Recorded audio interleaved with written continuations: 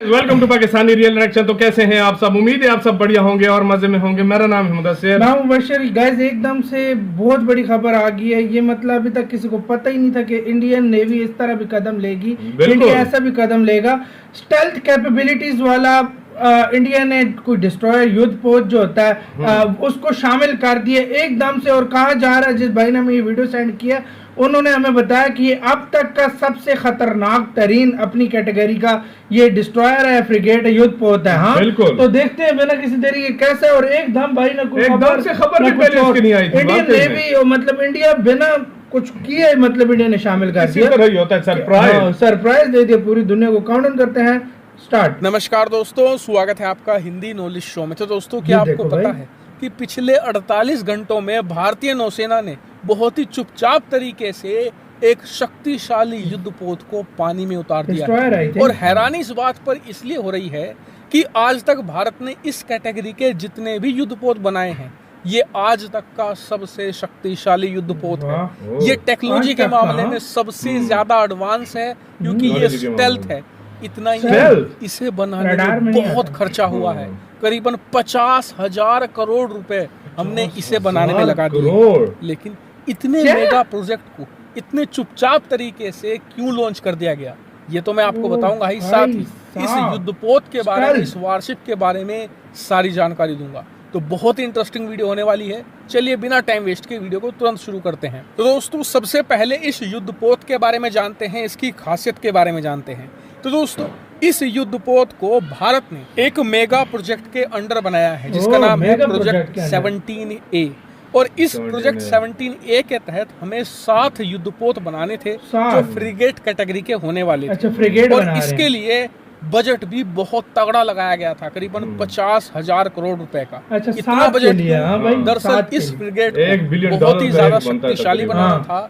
और सबसे खास बात, इसमें स्टेल्थ कैपेबिलिटी डालनी थी। मतलब दुश्मन के जो सोनार हैं, दुश्मन के जो रडार हैं वो इसे ना पकड़ पाए, ऐसी टेक्नोलॉजी से इसे लैस करना था। लेकिन इस प्रोजेक्ट में जो 7 शिप बननी थी उनमें सबसे खास थी तारागिरी। इसको लेकर बहुत हाइप थी, लेकिन आपको बता दूं ये बनकर तैयार भी हो गई और अब से 2 दिन पहले इसे भारतीय नौसेना ने लॉन्च भी कर दिया गया है। लेकिन इसे इतना खास क्यों माना जा रहा है? सबसे पहली बात तो ये कि इसमें स्टेल्थ कैपेबिलिटी है, यानी ऐसी टेक्नोलॉजी इसमें ऐड करी गई है जिससे ये दुश्मन के सोनार से बच सकती है, दुश्मन के रडार सिस्टम से बच सकती है। और इसीलिए इसे चलाने के लिए 2 propulsion सिस्टम लगाए गए हैं। पहला है मेन डीजल इंजन जो 2 की संख्या में है।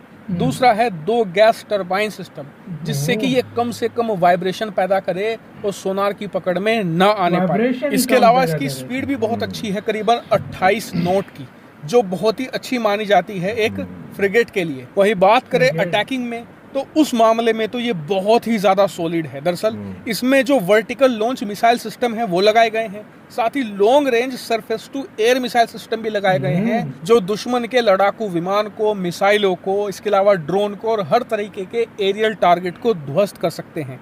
इतना ही नहीं, जो सबसे खास चीज है वो ये कि इसमें 2 30 मिलीमीटर की रैपिड फायर गन लगाई गई है। मतलब अगर दुश्मन बहुत ही करीब आ जाता है और अचानक से हम पर हमला करने की कोशिश करता है तो इसमें जो रैपिड फायर गन है ये कुछ मिली सेकंड के अंदर ही रिएक्ट कर देती है। और इससे पहले कि दुश्मन का हथियार या दुश्मन हम तक पहुंचे हम उसे पहले ही चीथड़ों में बदल चुके हैं। इसीलिए इसमें 30 मिलीमीटर की ये रैपिड फायर गन लगाई गई है। इसके अलावा एक खास चीज इसमें यह भी है कि triple tube light weight torpedo भी इससे लॉन्च की जा सकती है और हैवी वेट टोरपीडो भी लॉन्च की जा सकती है। और इन टोरपीडो की मदद से ये दुश्मन की जो बड़ी बड़ी शिप होती हैं, जंगी बेड़े होते हैं, उन्हें पानी में दफन कर सकती है। और साथ ही जो दुश्मन की सबमरीन होती है, एडवांस से एडवांस पनडुब्बी होती है, उन्हें भी टुकड़ों में तोड़ सकती है। इसके अलावा इसमें state of the art air defence capability भी जोड़ी गई है जो दुश्मन के किसी भी एरियल थ्रेट को काउंटर बड़ी आसानी से कर सकती है। इसके अलावा इसमें इतना भी स्पेस है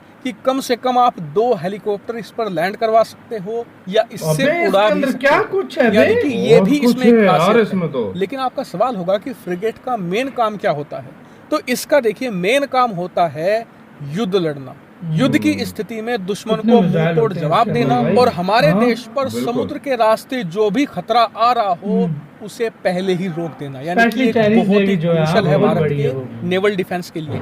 और इतना ही नहीं, इसका एक खास काम ये भी होता है कि ये हमारे एयरक्राफ्ट कैरियर को एस्कोर्ट करेगा, मतलब मैं अभी बोलने वाला था ये बात। कोई दुश्मन उस पर अचानक से हमला चलेगा के जरिए या मिसाइल के जरिए या फिर नौसैनिक शिप के जरिए, ये हर तरीके के खतरे जो आईएनएस विक्रांत की तरफ आ रहे होंगे उसे अपने पर लेगा और उन्हें पहले ही रोक देगा, जिससे कि हमारा जो हाथी है वो सुरक्षित मौजूद रहेगा। यानी कि ओवरऑल देखें तो ये भारतीय नौसेना की रीढ़ बनेगा और जब जब नौसेना मुश्किल में होगी ये हर एक मुश्किल से हमें बाहर निकालेगा। और आपको बता दूं कि 7 में से 3 ये फ्रिगेट बनकर तैयार हो चुकी हैं और बाकी की जल्द ही नौसेना में शामिल कर दी जाएंगी। लेकिन आपका सवाल होगा कि यार इतना जबरदस्त हथियार है, इतना पैसे से हमने तैयार किया है, मेहनत लगाई है, तो इसकी लॉन्च सेरेमनी तो जबरदस्त होनी चाहिए थी, पीएम मोदी को जाना चाहिए था। तो बात आपकी सही है, लेकिन हमने चुपचाप इसलिए किया है क्योंकि जिस दिन लॉन्च होना था उसी दिन भारत सरकार ने ब्रिटेन की रानी की मृत्यु के शोक में 1 दिन का राष्ट्रीय शोक घोषित किया था। इसीलिए हम गवर्नमेंट लेवल पर कोई भी काम धूमधाम तरीके से नहीं कर सकते थे और ना ही इस प्रोग्राम को टाला जा सकता था। इसको लेकर बड़ी तैयारी हुई। हालांकि इसको लेकर आपका क्या मानना है, कमेंट करके जरूर बताना। यार गाइस वीडियो खत्म, एकदम 50,000 करोड़ का भाई शामिल, मतलब 1 बिलियन की एक है, मतलब तकरीबन 1 बिलियन डॉलर भाई। स्टेल्थ है यार, स्टेल्थ टेक्नोलॉजी और जो होती है इसके अंदर 2 तरह के इंजन है। अच्छा, इसके अंदर मिसाइल्स पे मिसाइल लगी है, गैस वाली भाई हर चीज, ताकि मतलब वो लहरों में मतलब जो वाइब्रेशन कम करे तो सोनार सिस्टम में ना आ जाए, सबमरीन या किसी रडार में ना आ जाए।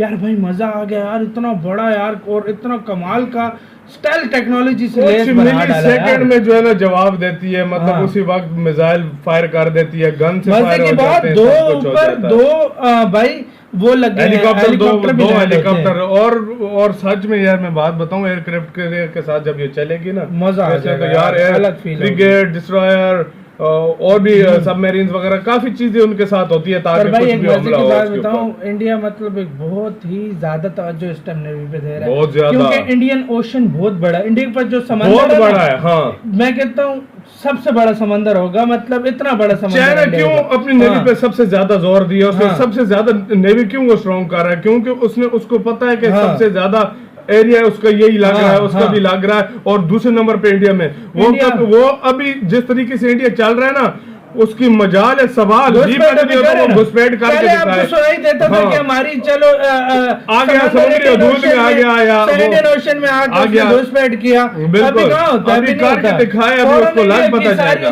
घूम रही है डिस्ट्रॉयर, इंडिया के डिस्ट्रॉयर, ब्रिगेड्स, एयरक्राफ्ट कैरियर, सब कुछ हो रहा है, डिप्लॉय हुआ हुआ है। खुद अंदाजा लगाओ कितना ये खतरनाक हो गया, बहुत खतरनाक। और देखो एक मामले में थोड़ा पीछे था इंडिया, लेकिन जब से नेवी के मामले में लेकिन अब बहुत स्ट्रॉन्ग हो गया, बहुत ज्यादा स्ट्रॉन्ग हो गया। आप क्या कहते हैं गाइस, अपनी राय कमेंट सेक्शन में दें। इधर ही वीडियो खत्म करते हैं, अपना बहुत ज्यादा ख्याल रखना। तो यार बाय।